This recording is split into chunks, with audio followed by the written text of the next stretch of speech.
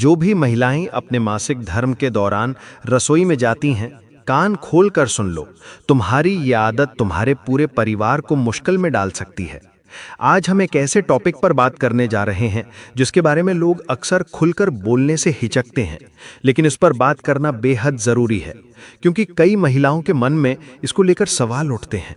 मन में एक झिझक होती है कि ऐसे सवाल किसी से पूछे कैसे। पर आज हम खुलकर इसी मुद्दे पर चर्चा करेंगे। समाज में इसको लेकर कई तरह की मान्यताएं, धारणाएं और भ्रम फैले हुए हैं। आज हम इन सारी बातों से पर्दा उठाएंगे।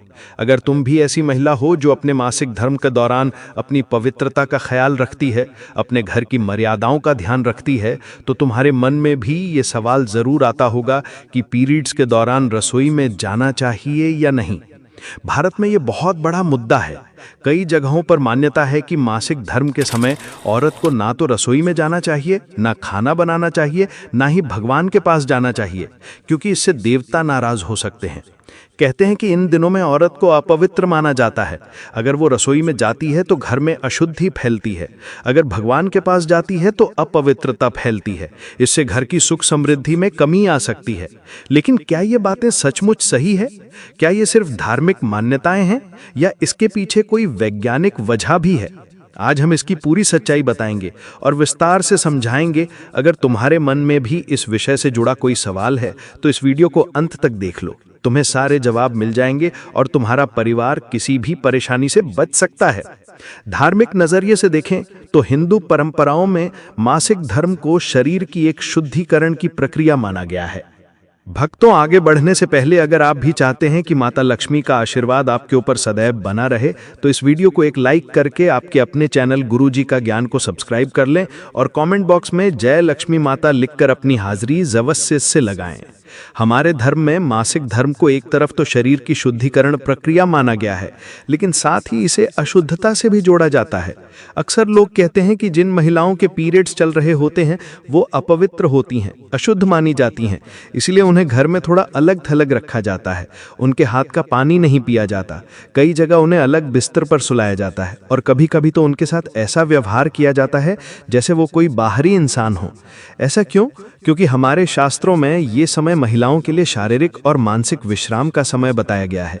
हमारे पूर्वजों का मानना था कि इस दौरान महिलाओं को घर के कामकाज, पूजा पाठ या मेहनत वाले कामों से दूर रखना चाहिए, ताकि उन्हें शारीरिक आराम मिले और मानसिक शांति भी। सोचो, जब एक महिला दिन भर घर के काम करती है, खाना बनाना, सफाई करना, बच्चों की देखभाल, तो वो कितना थक जाती है। और अगर वो पूजा पाठ में भी लगी रहे तो उसमें भी तो मेहनत लगती है। इसलिए पुराने समय में ये नियम बनाया गया कि पीरियड्स के दौरान महिलाएं ना रसोई में जाएं, ना ही मंदिर या पूजा स्थल पर। यह परंपरा सालों से चली आ रही है और इसके पीछे का मकसद था महिलाओं का ख्याल रखना। लेकिन आज के ज़माने में कुछ लोग इस बात को इतना तोड़ मरोड़ देते हैं कि सुनकर हैरानी होती है। कुछ मूर्ख लोग ऐसी ऐसी बातें करते हैं जो बिल्कुल बेतुकी हैं। उनके दिमाग में गलत जानकारी भरी हुई है क्योंकि उन्हें गलत बातें सिखाई गई हैं। वो कहते हैं कि अगर पीरियड्स के दौरान कोई महिला रसोई में जाए, खाना बनाए या भगवान की पूजा करे तो ये भर के लिए श्राप बन जाता है। अरे, ऐसा कुछ नहीं है। हमारे पूर्वजों ने ये नियम किसी और वजह से बनाए थे, लेकिन लोगों ने इसे गलत तरीके से समझ लिया। और अगर तुम भी ऐसी ही गलत फहमी में जी रहे हो तो आज की ये बातें अच्छे से सुन लो। तुम्हारे मन के सारे भ्रम दूर हो जाएंगे और तुम्हें एहसास होगा कि तुम अब तक कितनी बड़ी गलती करते आ रहे थे। दरअसल मासिक धर्म के दौरान महिलाओं को रसोई या पूजा स्थल में जाने से रोकने का मकसद देवताओं को नाराज करना नहीं था। ये सब इसलिए था ताकि महिलाओं को इस समय में काम से छुट्टी मिले, उन्हें आराम करने का मौका मिले। लेकिन समय के साथ साथ ये वैज्ञानिक और तार्किक सोच धीरे धीरे एक सामाजिक पाबंदी में बदल गई। लोग भूल गए कि इसके पीछे की असली वजह क्या थी और इसे बस एक रूढ़ी बना दिया। आज हम इस सच्चाई को समझने की कोशिश करेंगे ताकि तुम भी इस बात को सही से जान सको और अपने परिवार को बेवजह की गलत फहमियों से बचा सको। हमारे पूर्वजों ने तो महिलाओं के आराम के लिए ऐसा नियम बनाया था, लेकिन लोगों ने इसे सामाजिक तौर पर बदल दिया। अगर हम इसके वैज्ञानिक दृष्टिकोण की बात करें तो मासिक धर्म के दौरान जो भी महिला होती है उसके शरीर में कई तरह के हार्मोनल बदलाव होते हैं और इन्हीं हार्मोनल बदलाव से वो 5 से 7 दिनों में गुजर रही होती है। जैसे कि हीमोग्लोबिन का स्तर घट जाता है, शरीर में बहुत दर्द होता है। आपके घर की महिलाओं के भी पैर दर्द होते होंगे, पेट दर्द होता होगा, उन्हें बहुत घबराहट होती होगी, बेचैनी होती होगी, थकान, कमजोरी और स्वभाव में भी कई तरह के परिवर्तन देखे जाते हैं। और आप एक बात तो बखूबी जानते होंगे कि जब भी कोई महिला रसोई घर में काम करती है तो उसे कितनी देर तक खड़ा रहना पड़ता है। ये बहुत बड़ी बात है कि कम से कम 2-3 घंटे वे खड़े रहते हैं, तब जाकर खाना बनता है। उसके बाद भी काम पूरा नहीं होता।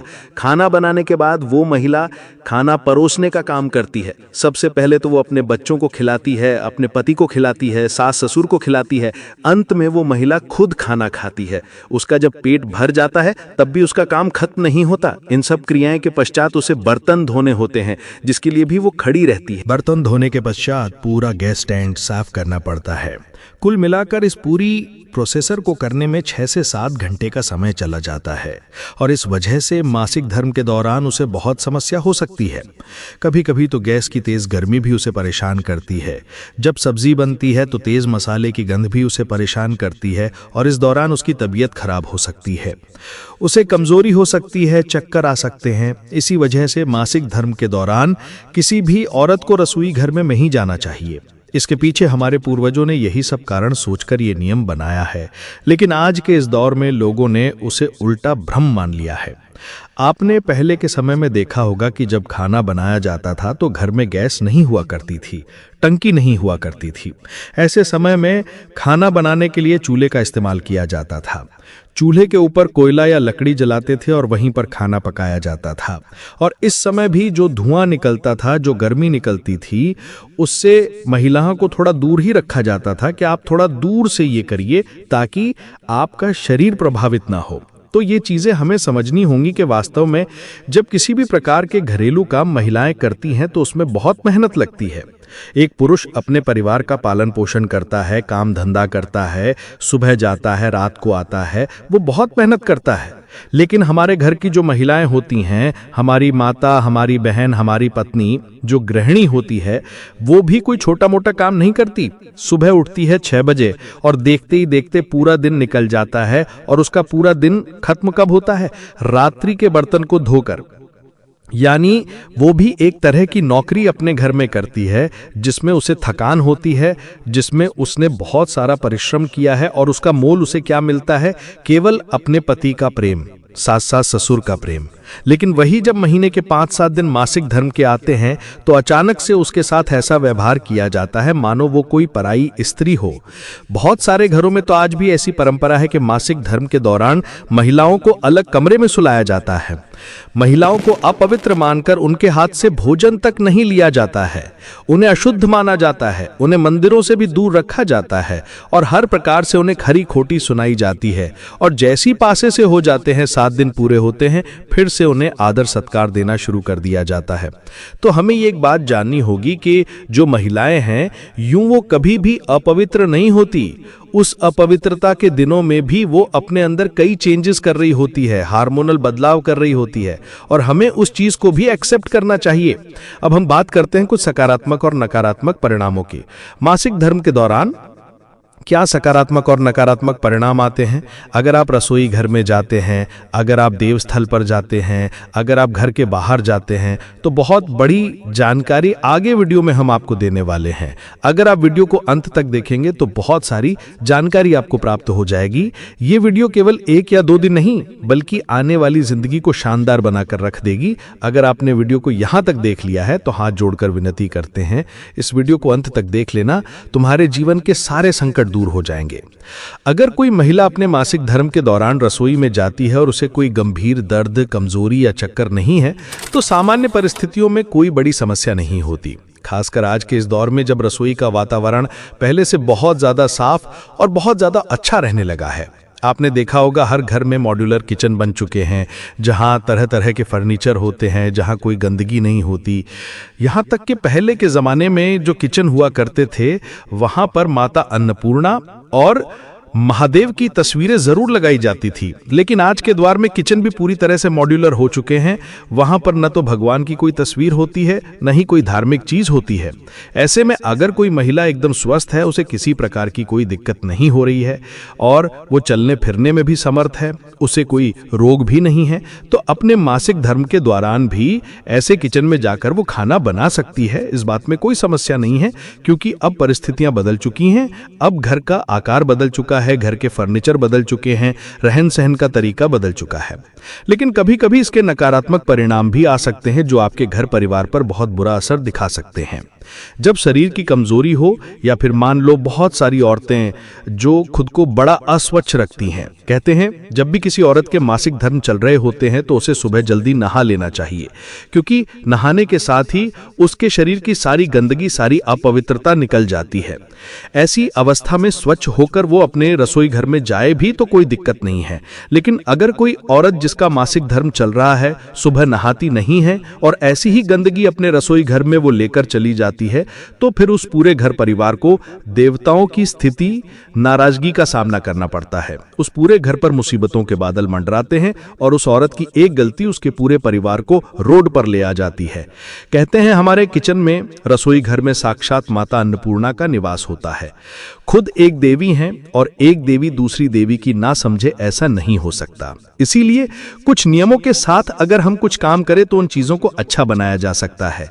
लेकिन हम आस्था का मान न रखें और बिना नहाए मासिक धर्म के दौरान अगर किचन में जा रहे हैं, तो फिर तो देवी की नाराजगी हमें झेलनी ही पड़ेगी। जो लोग इसे केवल एक प्राकृतिक प्रक्रिया मानते हैं, उनके लिए ये कोई पाप नहीं है। इतना ध्यान रखना, हमारे धर्म के जो भगवान हैं वो करुणामय है। आपने महादेव की भक्ति में एक बात सुनी होगी कि भोले बाबा तो एक बेलपत्र चढ़ाने से ही प्रसन्न हो जाते हैं। आपने महादेव के साथ साथ भगवान विष्णु की पूजा का भी विधान सुना होगा कि एक ओर जहां उन्हें रिझाने के लिए तरह तरह के यज्ञ किए जाते हैं, तरह तरह के भोग समर्पित किए जाते, लेकिन एक 5 वर्ष का बालक प्रहलाद जी महाराज, जिन्होंने असुर कुल में जन्म लेके भी अपने निस्वार्थ भाव की भक्ति से भगवान को उन्हें रिझा लिया, प्राप्त हो गए। यानी हमारा धर्म हमें सिखाता है कि चाहे हम लाखों करोड़ों का दिखावा करें या ना करें, लेकिन अगर हम सच्चे मन से हर चीज को मापते हैं तो वो शुद्ध हो जाती है। हमारे दिल की भावना, हमारा आचरण, शरीर सही होना चाहिए, ना कि शरीर सही होना चाहिए। ये विषय पूरी तरह से हम सबकी पर्सनल, व्यक्तिगत आस्था और परंपरा पर आधारित है। जो महिलाएं मासिक धर्म के दौरान अपने शरीर को आराम देती हैं, वो इन 5 से 7 दिनों में अच्छे हार्मोनल बदलाव कर पाती हैं। इसलिए विशेष तौर पर आराम का ध्यान रखें। दूसरा, स्वच्छता का भी बहुत ज्यादा ध्यान रखना होता है। समय समय पर कपड़े बदलते रहें, हाथ धोते रहें और पौष्टिक आहार का सेवन करें। ज्यादा देर तक खड़े होकर काम ना करें, बीच बीच में बैठकर आराम करना भी बहुत ज्यादा जरूरी है, ताकि परिवार और खुद का मन शांत रहे। अब हम आपको कुछ उपाय बताना चाहेंगे। अगर इन उपायों को आप सुनेंगे तो आपके लिए सच में ये बहुत ही अच्छा रहेगा। कुछ परिवारों में मासिक धर्म के दौरान महिलाओं को कई बार मासिक धर्म के दौरान बाहर से खाना मंगा लिया जाता है, बाहर से फल फ्रूट मंगा लिए जाते हैं। कई बार महिलाएं धार्मिक दृष्टि से भी बहुत चिंता करती हैं। रसोई में जाने से पहले ओम अन्नपूर्णा का आप देव का स्मरण करती हैं और काम खत्म हो जाने के बाद हाथ पैर धोकर, कपड़े बदलकर मानसिक रूप से शुद्धि का अनुभव करती हैं। मासिक धर्म, जिसे हम पीरियड्स कहते हैं, एक महिला के शरीर की पूरी तरह प्राकृतिक और जरूरी प्रक्रिया है। ये कोई बीमारी नहीं है, ना ही कोई अशुद्ध, बल्कि ये हर स्वस्थ महिला के शरीर का एक सामान्य हिस्सा है जो उसकी प्रजनन क्षमता और स्वास्थ्य से जुड़ा है। लेकिन इस दौरान महिलाओं के स्वास्थ्य का खास ख्याल रखना बहुत जरूरी है। आइए इसे आसान और बोलचाल की भाषा में समझते हैं कि मासिक धर्म और स्वास्थ्य का आपस में क्या रिश्ता है और इन दिनों में क्या क्या करना चाहिए। सबसे पहले ये बात पक्की कर लो कि पीरियड्स के दौरान शरीर में कई तरह के हार्मोनल बदलाव होते हैं। इन बदलावों की वजह से कुछ महिलाओं को थोड़ा असहज लग सकता है, जैसे पेट में दर्द, कमर में दर्द, थकान, मूड स्विंग्स या चिड़चिड़ापन। ये सब बिल्कुल सामान्य है। हर महिला का अनुभव अलग अलग होता है। कुछ के लिए ये दिन बिल्कुल आम होते हैं तो कुछ को थोड़ी ज्यादा तकलीफ हो सकती है। स्वच्छता का ध्यान रखना इस दौरान सबसे जरूरी है। सैनिटरी पैड, टेम्पॉन या मेंस्ट्रुअल कप को समय समय पर बदलते रहो। हर 4 से 6 घंटे में पैड बदलना चाहिए ताकि इन्फेक्शन का कोई खतरा न रहे। रोज नहाओ। अपने प्राइवेट एरिया को साफ रखो ताकि ताजगी बनी रहे। सूती और ढीले ढाले अंडरगारमेंट्स पहनो जो टाइट ना हो, क्योंकि इससे स्किन को सांस लेने में आसानी होती है। इस दौरान शरीर को और भी ज्यादा देखभाल चाहिए तो खूब सारा पानी पियो। डिहाइड्रेशन से थकान और दर्द बढ़ सकता है। खाने में हल्का और पौष्टिक खाना लो, जैसे हरी सब्जियां, फल, दालें और अनाज। आयरन और प्रोटीन वाली चीजें खास तौर पर खाओ, क्योंकि पीरियड्स में खून की कमी से शरीर में कमजोरी आ सकती है। पालक, चुकंदर, अनार, बादाम और दालें इसमें बहुत मदद करती हैं। तली भुनी चीजों और ज्यादा चीनी से बचो, क्योंकि ये पेट की परेशानी बढ़ा सकते हैं। हमारे पुराने लोग कहते थे कि इस दौरान महिलाओं को आराम करना चाहिए, और ये बात एकदम सही थी। पीरियड्स में भारी काम जैसे भारी सामान उठाना या बहुत मेहनत वाला काम करना टाल देना चाहिए।